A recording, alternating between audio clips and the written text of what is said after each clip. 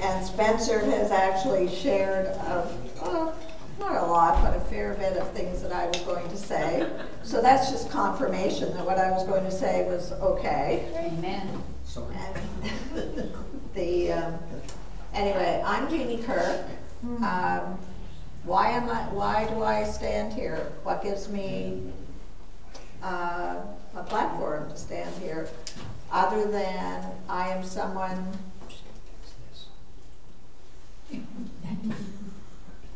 that loves God. Amen. About 12 years ago, God spoke into my life and he said, you are going to be leading a women's ministry. I've always had a heart for women. That's where my heart is. Women that are hurting. Hurting in silence, in secret, in whatever, children that are hurting.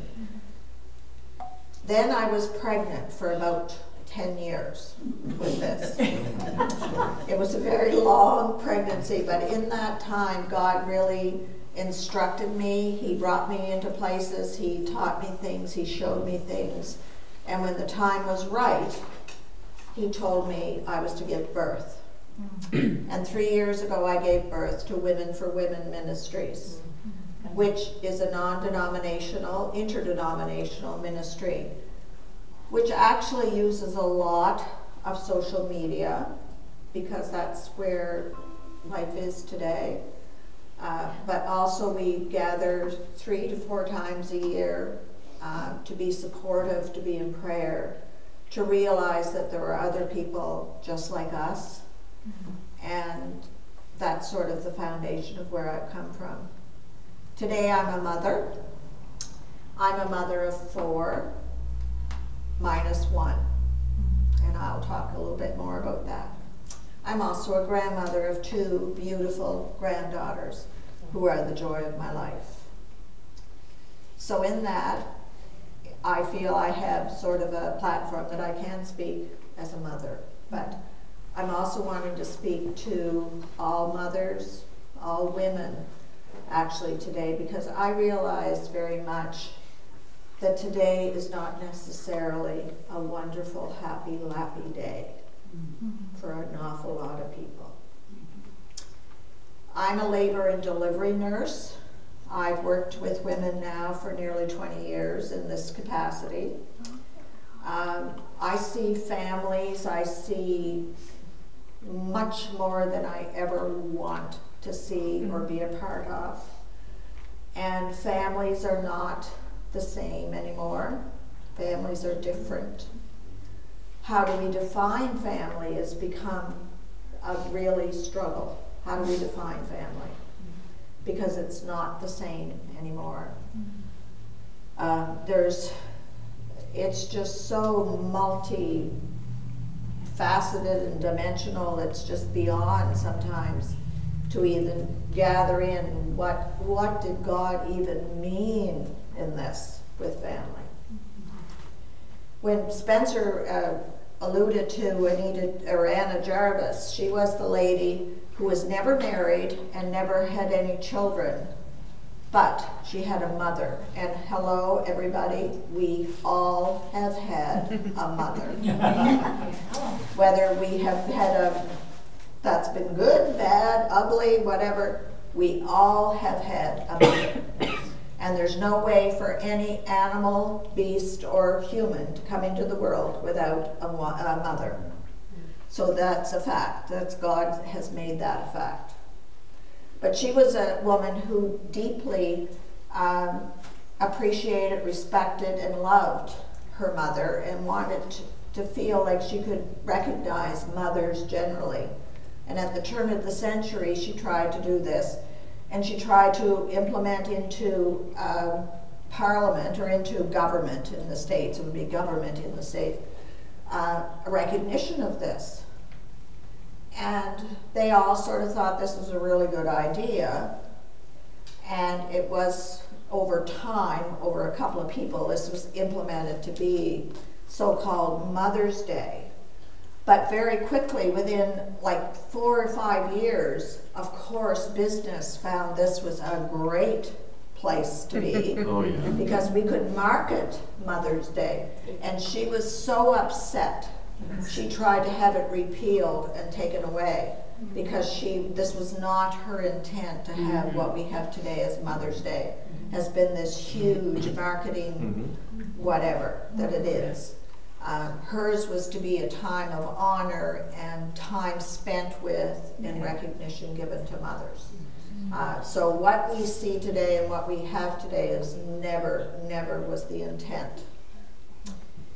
But it's interesting because the word mom, I mean, it's a very unique word. Spell it backwards, spell it forwards, it's mom. Turn it upside down and it's wow. Yes. And so that's what mothers are. They're kind of wow people. In the Bible, I found it sort of interesting, like God came to a place where he was giving Moses the 10 Commandments. And so we get through 1, 2, 3, 4, and all of a sudden, those are about glorifying God, and all of a sudden we come to number 5, and it's honor your father and your mother. So why did God need to include honor your father and mother in the 10 Commandments before murder or stealing or coveting or any of these other things? Why did honor your father and mother need to come in to even on his radar that he would include? And I think a bit of that goes, if we start to think about history up until that point, is that Adam and Eve didn't do really too well with God. It didn't take them very long for to fall off the rails. They have 2 sons, Cain and Abel, who ended up, that one was murdered by the other.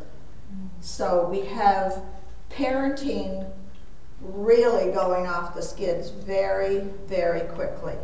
So I don't think that any of us should feel the least bit less than, because in the very beginning, first generation, parenting did not go well. So God has sort of seen in his infinite wisdom that perhaps this needed to be. Everything went crazy after that. We got into the Noah and the flood and wiping out all of humanity because they were so corrupt and so evil and so terrible. That was mothers, fathers, and children. And then they come back and they try to do it again, and there's the Tower of Babel and all these sorts of things go on. Again, mothers, fathers, and children.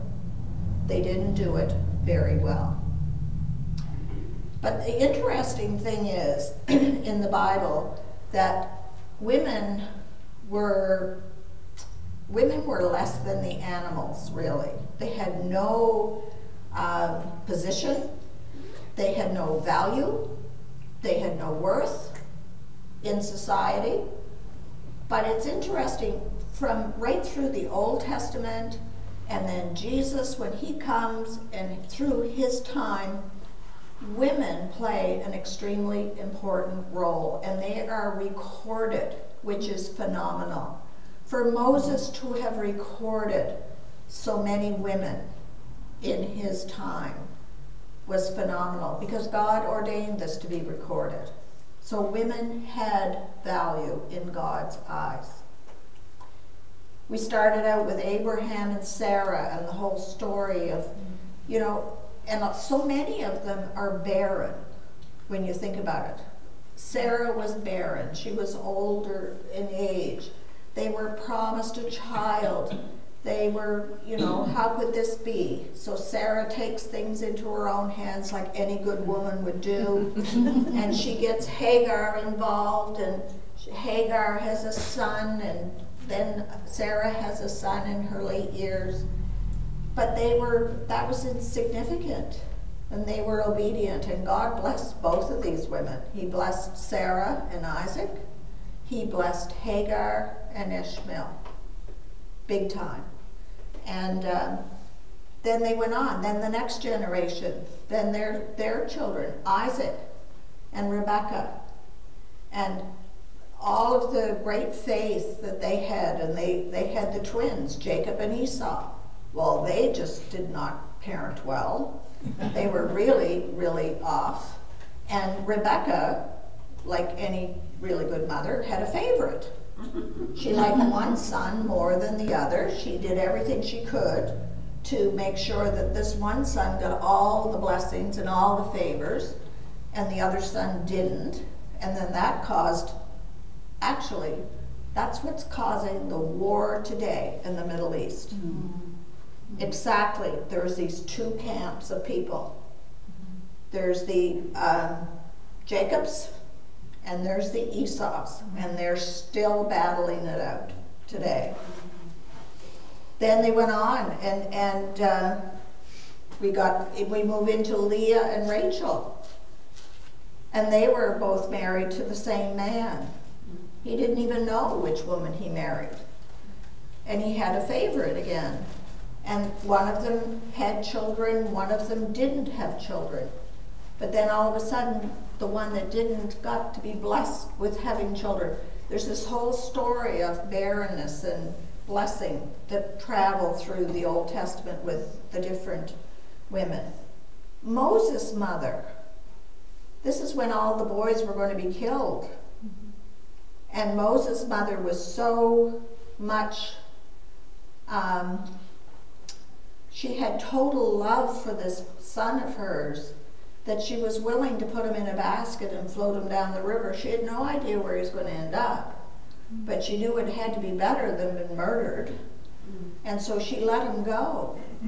And God blessed her in that. And then the whole story of Moses growing up in the palace and being blessed and called by God because his mother loved him so much to let him go, really. Samson. I mean, Samson doesn't really have a really good kind of rap when his whole life unfolds, but his mother trusted God. She was blessed by God, and she did commit him to be a Nazirite or give him to be in that particular faith, to be raised and to be set apart because she was blessed by having her son.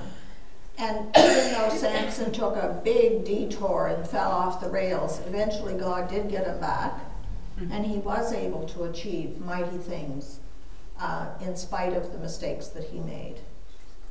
You get into the book of Ruth, and you get into Naomi and Ruth, and that whole story of a mother losing, a woman losing her husband and her two sons, both. She's widowed and lost two sons.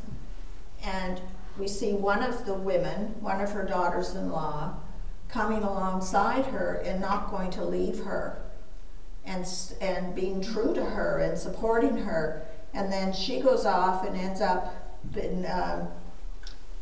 actually in the line of Jesus, been a great-great-great-grandmother of Jesus in the line of lineage with that.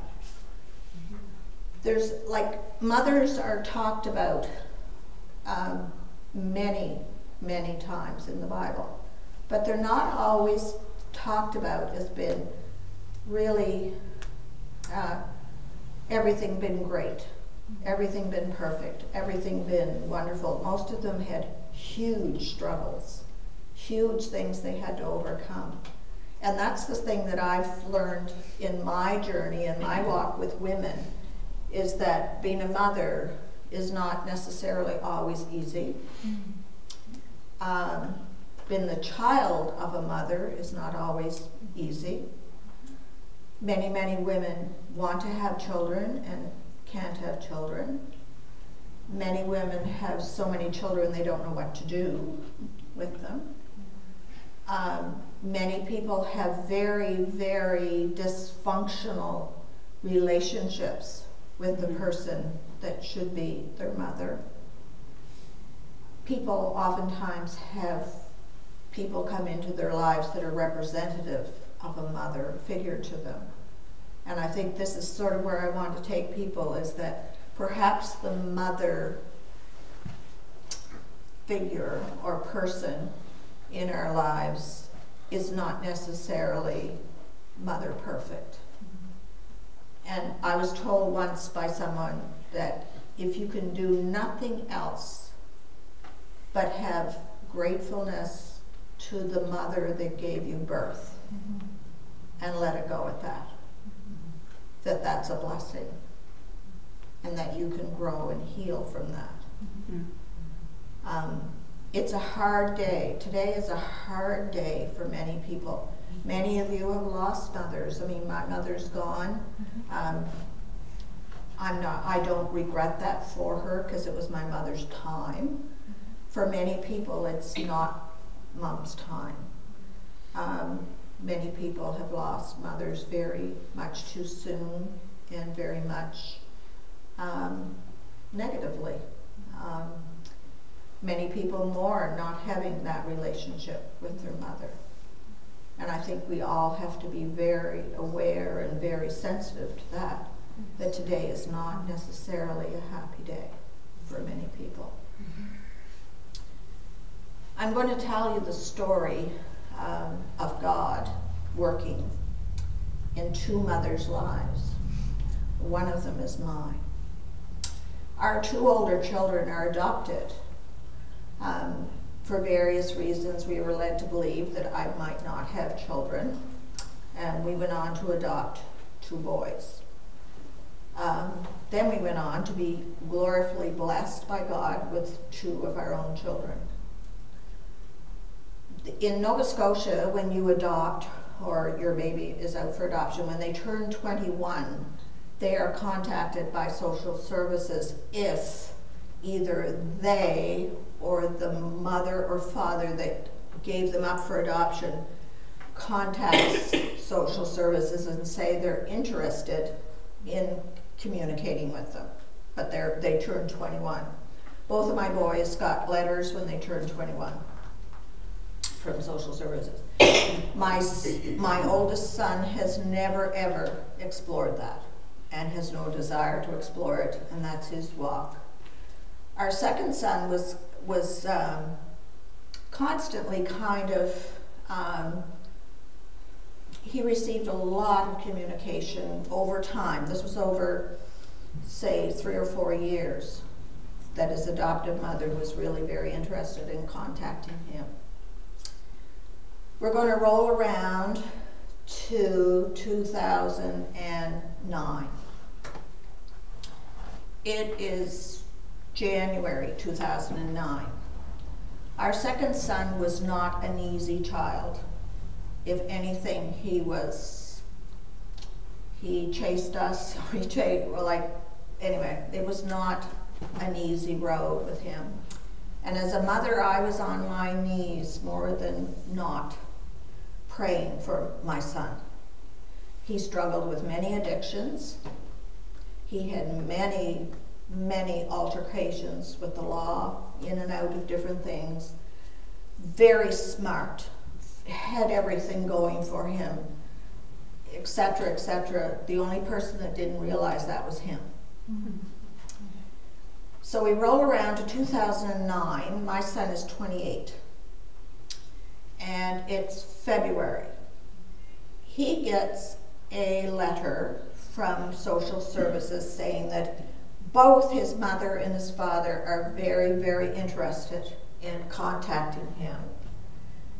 At this time, he was attending a 28-day addictions program in the Valley, and he came out of that program the best he's ever been. I will give you a PS to that. He came out of that the best he's ever been. He came home. There was messages that his father especially wanted to connect with him. So he decided to skip all the middle people, and he asked for his father's number, and he contacted him. And his father and his mother, we call them bio mom and bio dad, that's what we call them. They never were in a relationship after him. His father lived in Ontario. Subsequently, he learned his mother was in Halifax. His father contacted him. His father is a long-haul truck driver. He listens to the radio from 6 a.m. to 9 p.m. every single solitary day. He has never called in to a contest in his life. This particular month, there was a contest for the big motocross, motorcycle, souped-up event that was happening in Toronto. Tickets were like $800–900 a pop. There were 2 tickets on the radio. His dad knew that our son was a motorcycle type person. I don't know how he knew that, but he did know that. Anyway, he called in. He didn't get through, and you had to be like the 13th caller. You know how they put that little tag on things. 13th caller. He tried, he didn't get through, he gave up. He's driving along. They come back on the radio and say, nobody won. So he thought, oh well, he's going to try again. Second time, nothing. Third time, comes up. He calls, he gets through, he's the winner, he has 2 tickets to this motocross thing. He calls, or my son and him are talking. The motocross thing is happening the following weekend. Now, as parents, we have been in the valley with this boy. Valley, dark valley.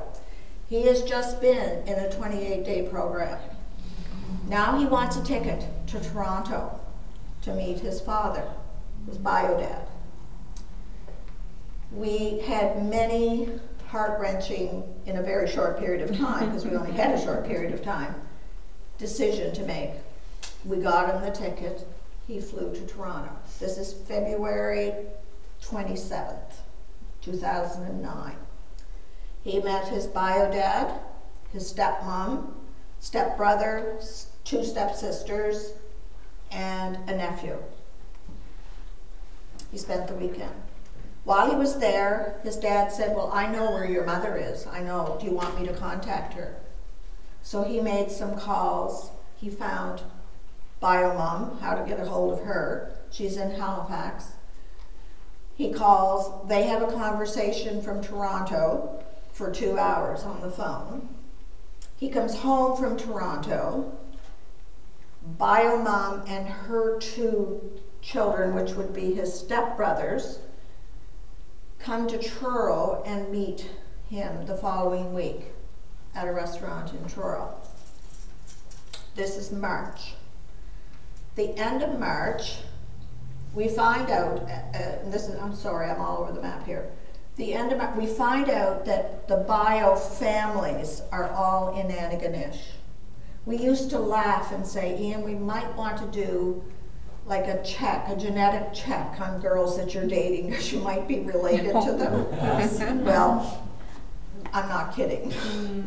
They were huge families, like 13 children in each family. A couple of them are in Pictou County, and that goes on and on. They all met at the Chinese restaurant in Antigonish. What was it, Wong's? Whatever it was, the one that used to be there. 27 family people meet my son in Antigonish at this restaurant. This is the end of March. April, my oldest son is living in Alberta and has been working on the oil rigs for quite a few years. He calls in history. Those 2 boys have had a falling out and really haven't spoken gracefully in about a year and a half. It was all over a girl. And actually, my second son was right about his opinions, but that doesn't matter. My oldest son calls and he says, that's it. I've had it. I'm coming home. I can't do this anymore. I want Ian, that's just their second son, to come out and drive home with me. Unheard of. The 2 of them could not be in a room together. They couldn't be in a room together. My husband, another ticket to fly. He's got to fly to Alberta. But we were like, this is unheard of. Buy him a ticket, he flies out, he drives across Canada in a vehicle confined with his older brother. They make up on this trip home. This is the end of April. Now we come into May, where there was other meetings of other family members and etc. There was a lot of different healings that happened that were kind of hindsight healings, was what they were. June 13th, 2009, our Ian was killed in a motorcycle accident. Yes. The two families, the bio mom and the bio dad families, fought, were at war, did not speak. It was the Hatfields and the McCoys like you wouldn't believe. They met for the first time in 28 years in my house. Wow. After he died. Yeah. Yeah. Wow. They had a healing.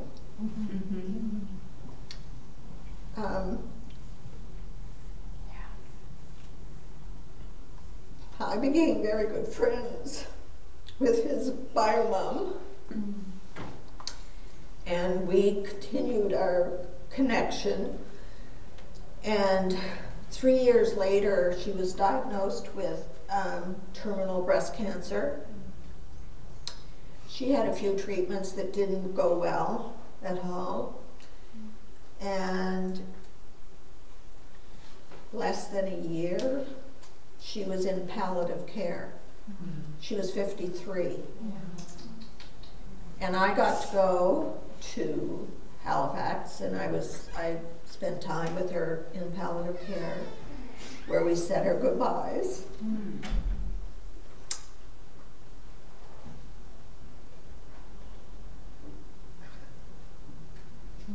This was God. Like, I don't know how else to tell you. Yes. At her funeral in Antigonish at the cathedral, Bio Dad and I walked down the aisle together to sit in respect for her.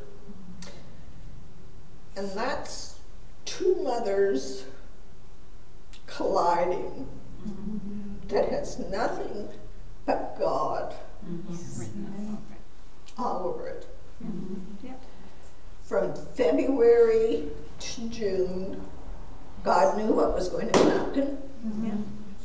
He knew Ian's day, and he started to orchestrate all these people to come together.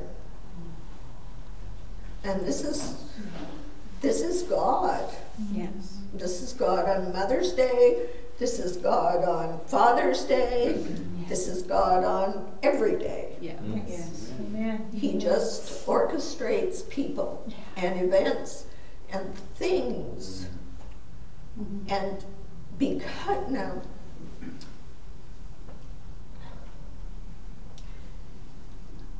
we've lost our son forever,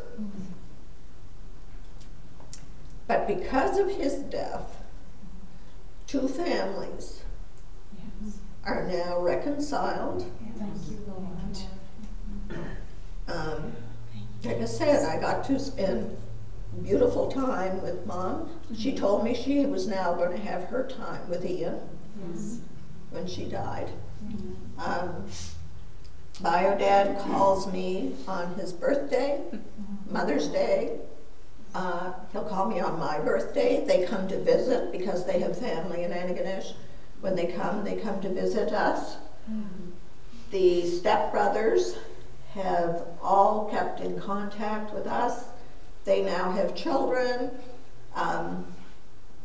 There's just this ongoing legacy that Ian has left. That becomes. So that's my Mother Day story. Because there were two mothers, there was many different, scenarios of things that brought that all together. But what we can do, the only thing we can do is that we can pray for mothers. We can pray for women. We can pray for families. We can pray. You know, the mother that wants to have a child, the mother that has lost children, and I see this, and it doesn't matter if it's a miscarriage, if it's an abortion, if it's a stillbirth, I don't care what it is, that is monumental in that person's life forever. Mothers that have children with special needs, I mean, unbelievable, incredulous things that some mothers and families are carrying that we can't even fathom because we're not there. Mothers that have children that are estranged and they're not home, they're not calling, they're not connecting, they're hurting. Mothers that have a nest that's too full, and mothers that have a nest that's empty. I mean, it goes from one to another. We can be in prayer for them. Single moms, widows. Moms, like I work with so many women whose husbands are out west for 3 weeks. Oh, hello, Robert.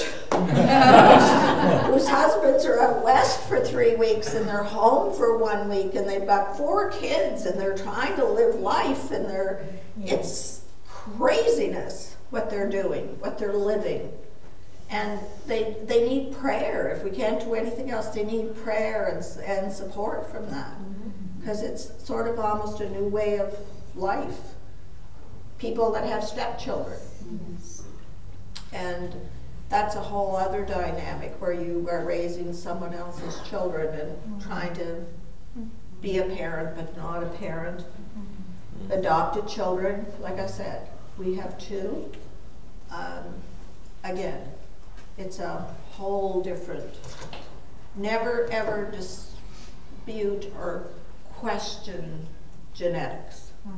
Because genetics play an extremely deep role in a child's life. Foster children, oh dear Lord, where we would be without foster families. They are so in need, they're so undervalued, I think. Incredible ability for families to open their hearts and their lives to children that are, well, you don't come into foster care if you're not hurting and things are not really messed up. If they're not, you wouldn't be there. And they are an incredible community of families. People that don't know their mother, I mean, in this day and age, it's become more prevalent to sort of be aware that perhaps you are adopted or raised by somebody different. But there's a whole generation of kids that were raised where that was a big secret. And all of a sudden they're 30 and the secret comes out. And that has as much damage as anything in their lives. Your mom has died, and I know there's a group of you in here, there's a huge group of us in here who've lost our moms. Some too soon, some was in keeping with God's timing, that the process of life. It's no secret, my mom and I did not have a good relationship. We really didn't. My mother died when she was 89. I got to have a relationship with my mother the week before she died, when I truly came into connection with my mother, and we healed an awful lot of many years of fighting and push and tug, and it was personalities is what it was. And just all other, there's spiritual moms, there's within us, there's people that where we've kind of taken on kids or women within our community, and we're parenting them, or we're nurturing them, or we're mothering them, and that's very important. That's in the Bible. Titus tells us to be that, to be the mothers and fathers to the younger generations that are coming. It's a very important role that you have. I look at you, John, your father. Yeah. I didn't know if you knew who I was. Parented my children across the street at school for many, many years. Mr. Spicer, he was known as. I mean, there's people that leave marks on your lives, and I mentioned that the kids all remembered Mr. Spicer and different things. Teachers that make impacts on people. I mean, as a nurse, I know there's people I've impacted that I have no idea the significance that perhaps something I've said or done has had. I'm sure Spencer can say the same thing. But we make impacts on people, and like God said, we may never know. And it's not our job to know. It's God's job. He's using you to do something. Be obedient, do it. Yes. But don't think you have to find out about it and know all the reports and whatever's going on, because you may never. And so my message is just that, is that we have some amazing women in all ways, shapes, or forms. I ask you to pray for a beautiful young lady tonight. Her name is Robin. I was working today. She came in at 4 o'clock and let me go. She has no children. She's an incredible, she loves God. She's an incredible young lady. Another lady was going off to have a section for her baby when I was leaving, and she was one of my son Ian's best friends growing up. So I'll go back tomorrow and meet this new baby and make connections. So life goes on. Yes. There's life just continually goes on, and it's just to stop. I guess I ask you to stop, and even if it's just saying, "Thank you, Mom, for giving me this life." If that's the best you can do, then that's okay. That's all right. But I thank you. I wish you all happy Mother's Day. You've all had mothers. And I thank Caroline for inviting me. And just know that God's working. Yes. Even when I tell this story, I'm not telling the story from the moment it was happening. I'm telling the story from 3 or 4 years later, looking back and seeing this. Like, wow, that was God. Yes, that was God. Yeah. Only God. This wasn't like, like this.